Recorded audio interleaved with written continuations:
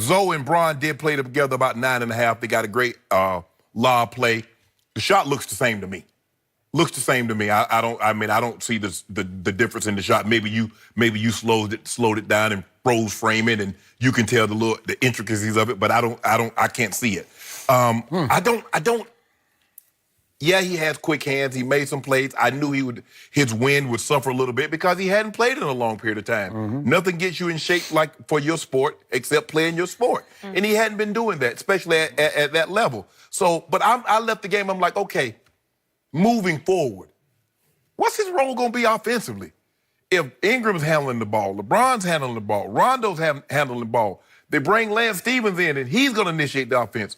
What is O going to do? I don't know. That's a great question. How many point guards do you actually need? I don't know. Is he going to be a catch and shoot because, they hit him early in the game, had a wide open three, and he didn't even draw iron? I'm like, oh, boy, that's not looking good. He did hit one later in the ball game. But, Skip, I'm really confused. But I think I might have to temper my expectations. I want to drop it down. I want to go down. What? No, let me finish. What? Let me finish. It's too early for this. No, it's not. You're already moonwalking your Laker prediction. Yes. We're not even to game one yet. I don't care. I want to drop it down. What? I want to go down to 2 cases, and I want to redo it. I want to say 48 wins. 40? No, you don't. Yes, I do. You're going from 55 to 48? I went from 54 to 48. But you were saying 54 or 55. Yeah. Then I gave you 54, and now you're dropping to 48? Well, then the bet is off the table. No, it's off the table. It's disqualified. Okay, I'll let you back out. No, hold on. Okay. Can I explain? You know what? You just lost like 30 followers right there. Can I explain? Skip, they need shooters. They need shooters bad. We knew that. Yeah, but I'm saying, Skip, it was... But they have nobody who can shoot. No. I don't know. Maybe KCP a little bit? Yeah, but, those guys was clanking. I'm talking about wide open threes. And it's not...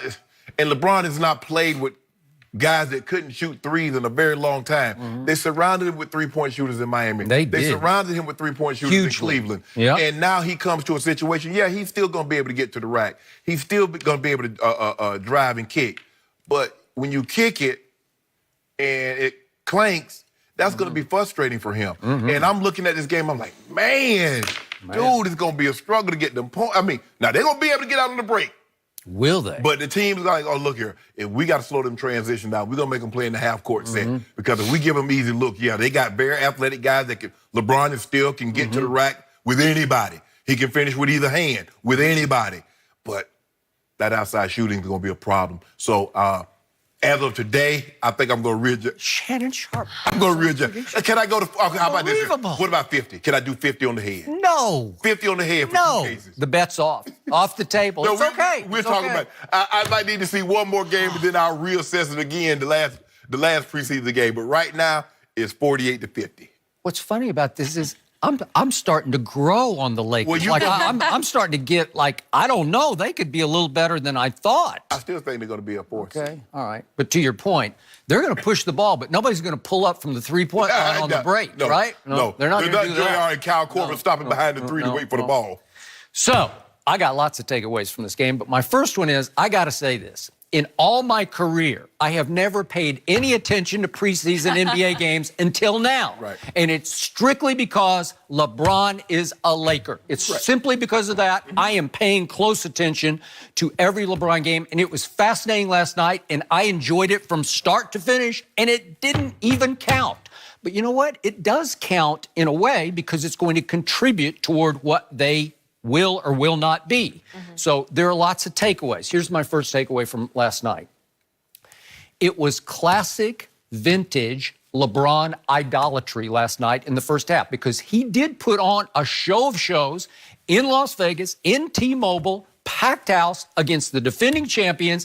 He was spectacular in the first half. I will give you that because it was the usual LeBron tour de force. And I'm going to say it again. He's going to win the MVP, and he's going to win the scoring title because I don't see how he can't. It's now his to lose, both the scoring title and MVP. And I'm going to knock on wood. Obviously, he just has to stay healthy, and he almost always stays completely healthy. Okay. So I'm knocking on wood for that.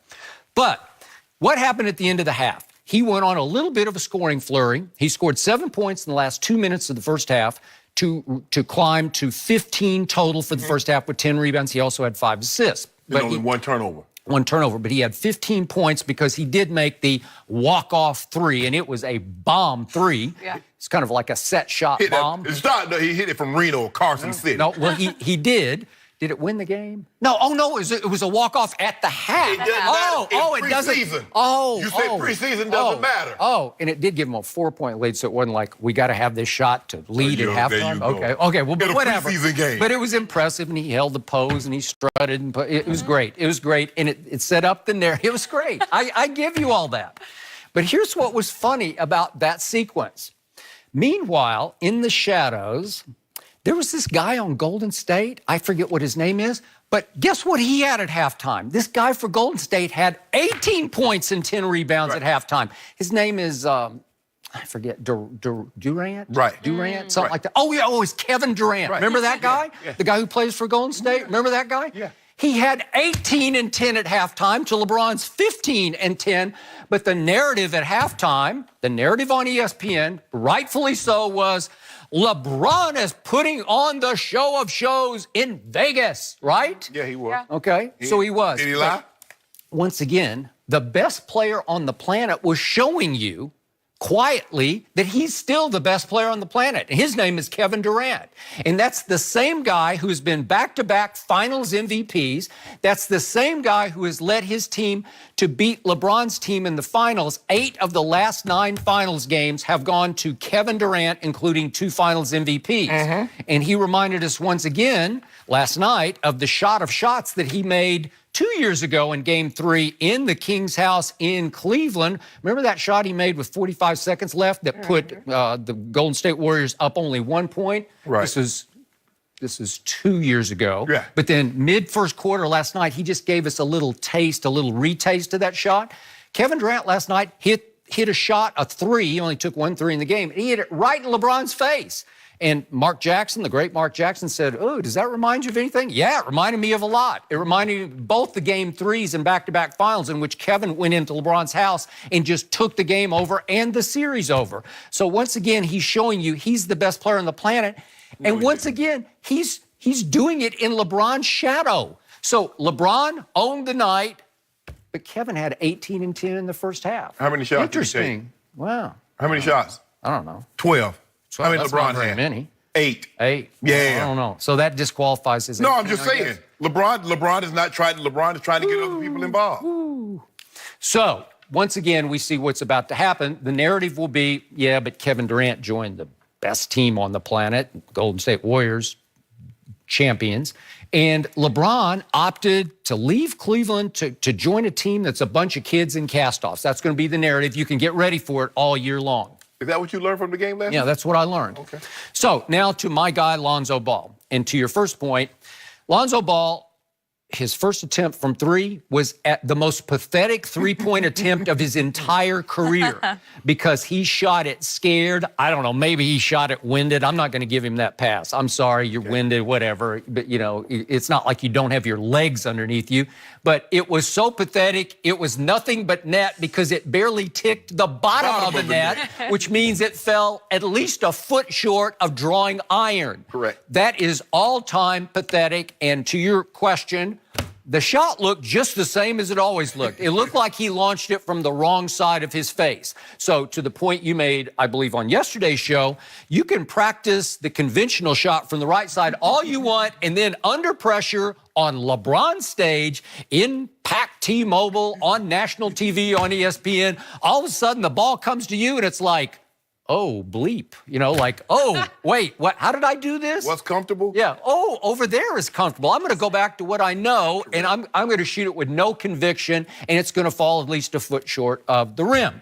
And then, also to your point, later, it was late in the third quarter, playing against the shock troops and a lot of backups, he did get an open. Lance actually was playing point guard, to your point, and fed him over on the wing. And to his credit, he stepped right into it, and he shot the second one with conviction from 3. Right. I thought they called it a long 2. Okay. I guess he had a toe on the line. I thought it was a 3-point shot. I think he thought it was a 3-point shot.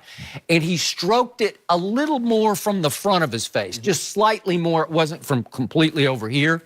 And he ripped it. He ripped it clean, and at least it gave you hope that, okay, maybe if he settles down, he can be a little better. Then a minute or so later, he gets fouled, and he goes to his nemesis free throw line where he shot 45% last year. And the first one, it looked like he stroked it a little more over conventional side, and he made it. The second one, he lipped it because he shot it slightly offline, and I'm not sure about it, but okay, so that's 50% right there. That won't work either. So from here on, you're going to have to figure out how to shoot a shot. Whatever it is, you got to trust it. Yep. And whatever it is, this year, you need to make 35% from three, and you need to make 70% from the free throw line, or you can't play in this league if you can't do that. Especially at the point guard position. Yeah, at the point guard position. So now, big picture, once again, Lonzo is great at the